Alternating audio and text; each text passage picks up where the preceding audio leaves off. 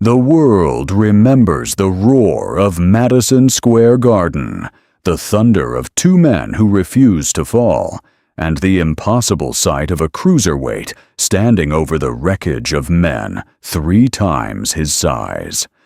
Evander Holyfield spent a lifetime becoming something that had no name in the English language, not just a champion, not just a warrior, something closer to a force of nature that happened to wear boxing gloves. He was the man who knocked out Buster Douglas when the world had already moved on. The man who walked into a ring with Mike Tyson twice, when every expert on earth had written his obituary before the opening bell, and emerged on the right side of history both times.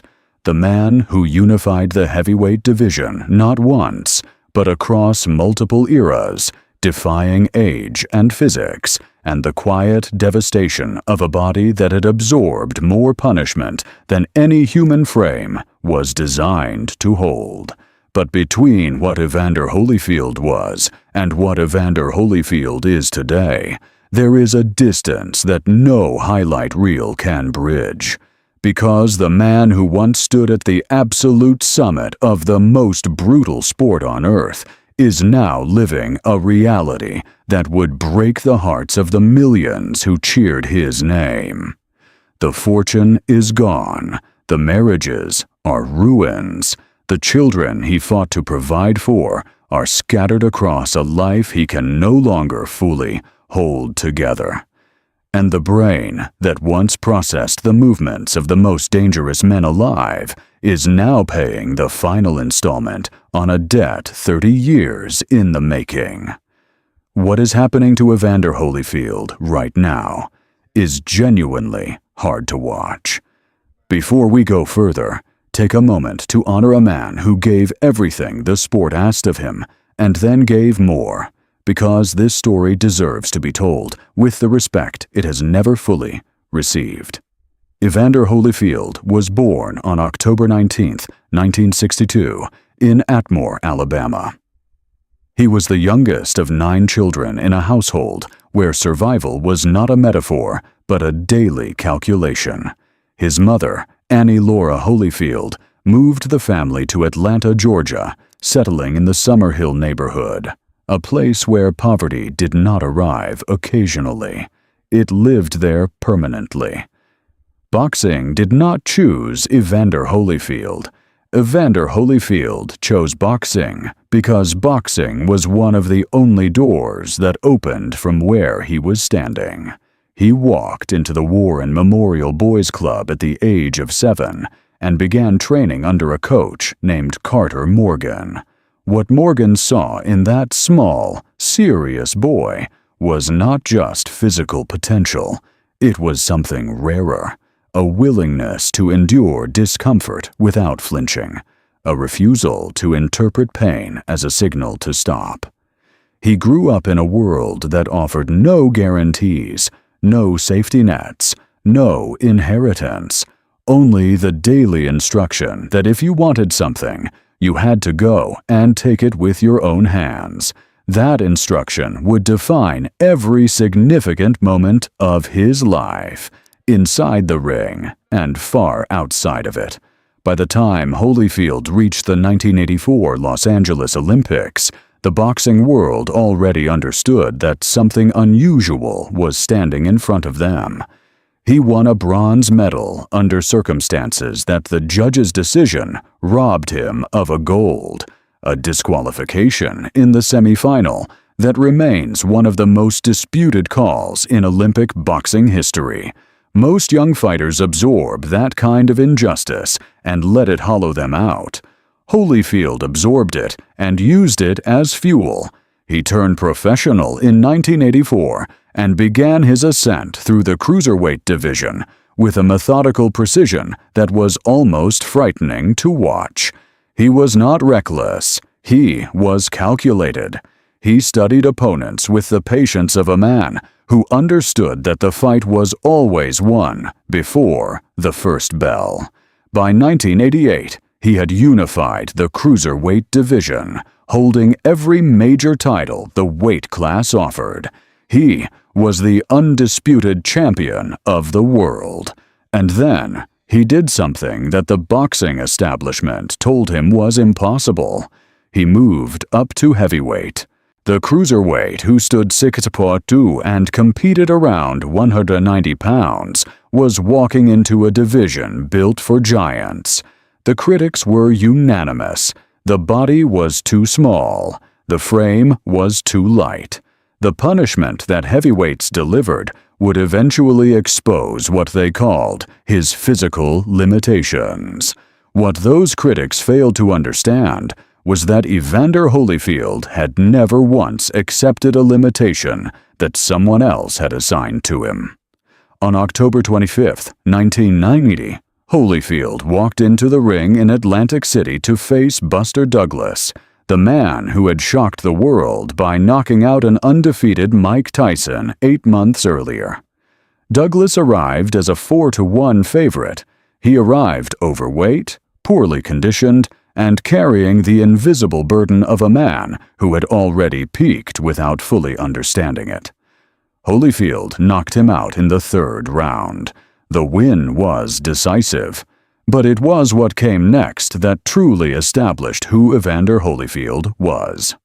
On November 9, 1996, he entered the MGM Grand Garden Arena in Las Vegas to face Mike Tyson. The entire boxing world had been told the same story for months. Tyson was a destroyer. Holyfield was a man past his prime.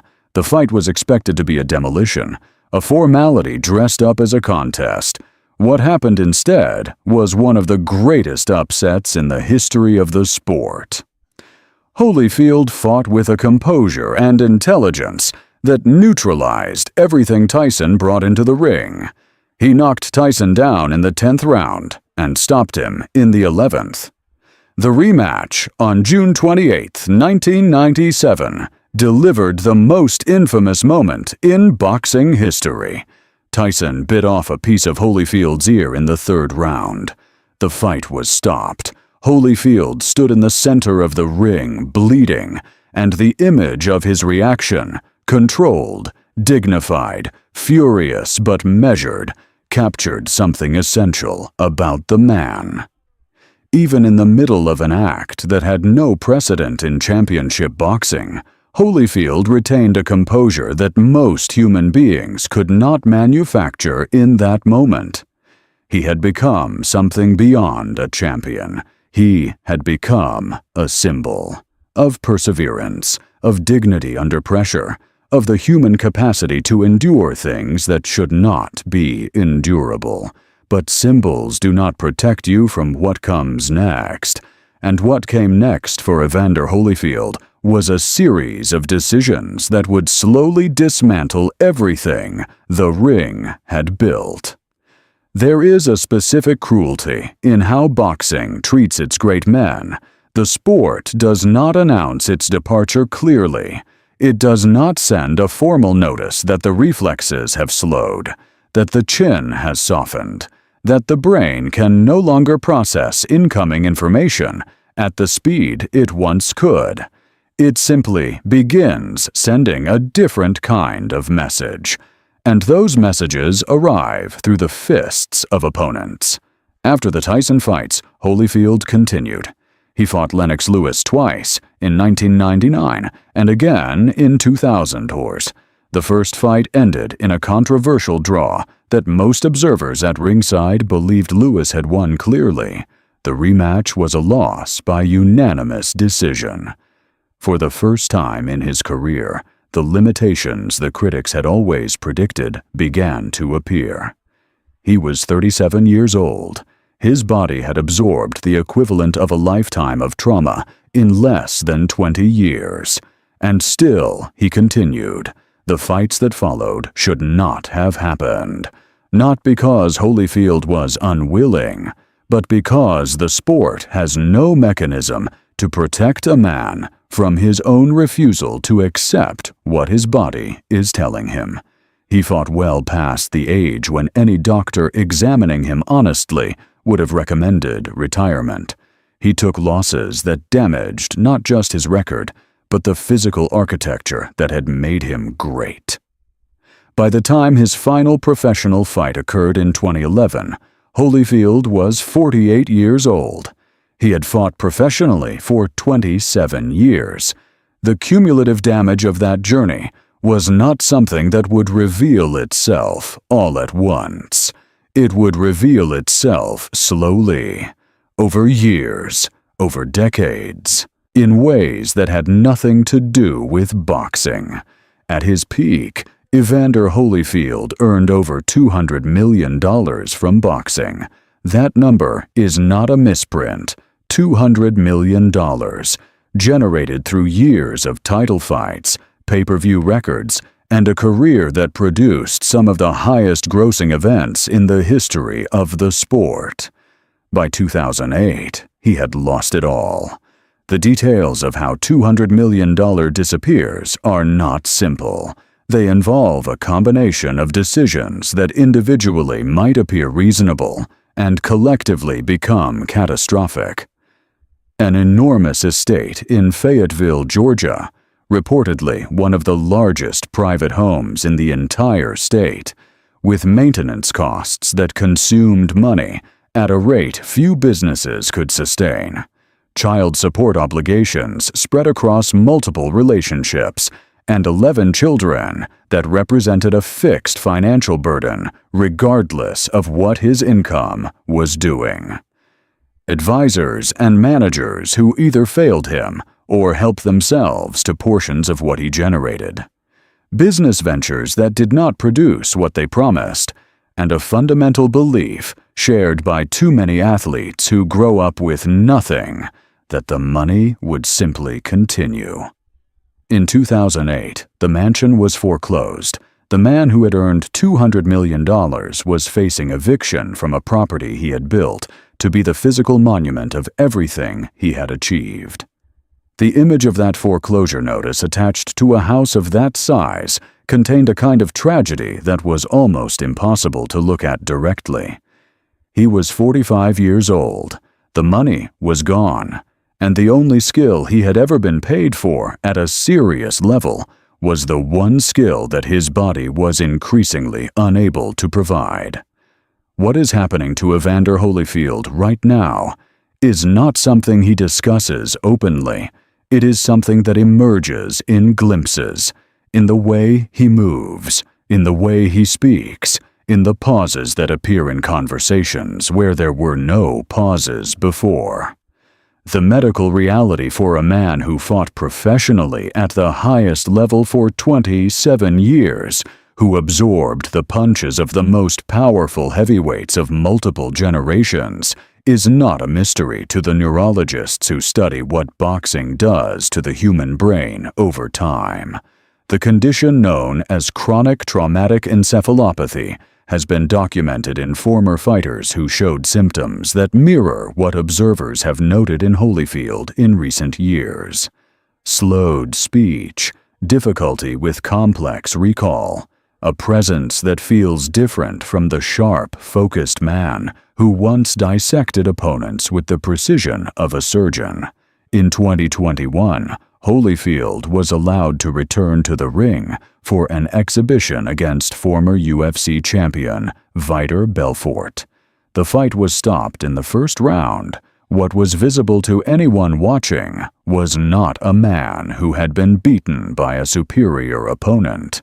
What was visible was a man whose reflexes had been reduced to almost nothing by the accumulated weight of everything that had come before. The athletic commissions that approved that fight made a decision that the broader boxing community condemned almost immediately. Because what happened in that ring was not sport, it was the final, painful evidence of a body and a mind that had given the sport everything they had, and the sport had taken every last piece of it. At 63 years old, Evander Holyfield is still alive, still present, still capable of the warm smile that made him one of the most genuinely liked champions the sport has ever produced. His faith, which has been the central organizing principle of his life since long before he became famous, remains intact. His connection to his children, complicated as it has been by the financial collapse and the years of absence that elite athletic careers demand, is something he continues to work on.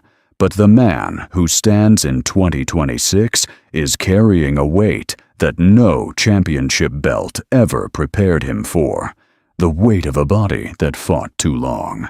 The weight of a fortune that was built and then destroyed. The weight of watching the legacy he spent 30 years constructing become something that people discuss in the past tense while he is still present in the room.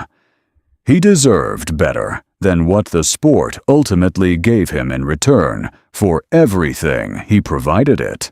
Not because he made no mistakes. He made significant ones. The financial decisions alone represent a catalog of choices that a different version of his life might have avoided. The decision to continue fighting years past the point when retirement was the medically sound option was his own choice, made with full awareness of the risks.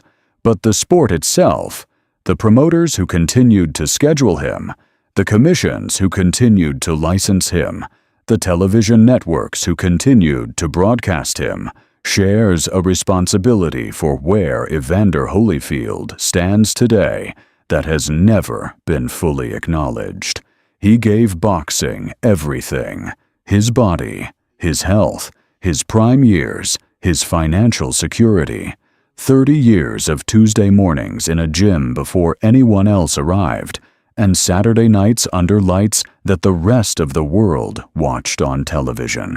What boxing gave him in return was a story that is genuinely hard to watch, because in the silence of 2026, the man who stood over fallen giants and refused to be defined by anything except his own will is living proof of the oldest truth the sport contains. The ring takes more than it gives. It always has. And the greatest fighters are always the last ones to understand that the debt they are paying was never really about money. It was always about time. And time, unlike a Lennox Lewis right hand or a Mike Tyson left hook, is the one opponent that Evander Holyfield, the greatest warrior of his generation, was never, not once, able to survive.